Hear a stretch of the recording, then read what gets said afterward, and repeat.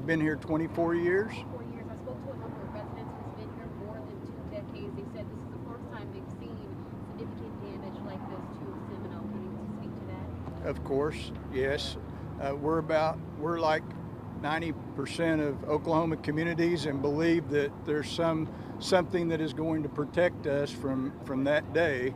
And here we are. So it can happen to you, and we're experiencing it firsthand. And you live in this community. What goes through your mind when you go and you see the damage downtown and the surrounding areas?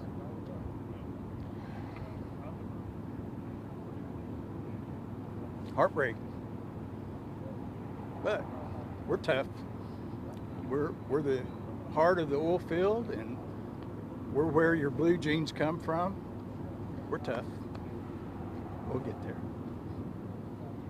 Anything else, guys? Can we just get you to say your first and last name first? Steve Saxon, Saxon, And Steve, S-T-E. Steve. Thank you so much. Thank you. I have a question. I'm curious. Were you able to be a part of the tour as well? Did you see some of the academy? Did you talk with them? Yes, ma'am. I've His seen. teacher, his wife is a teacher there.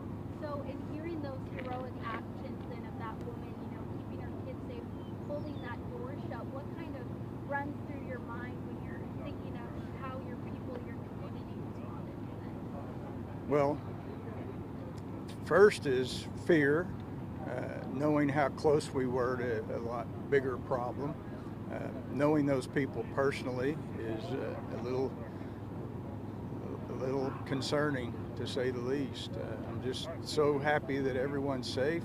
We can rebuild this, and we will very quickly.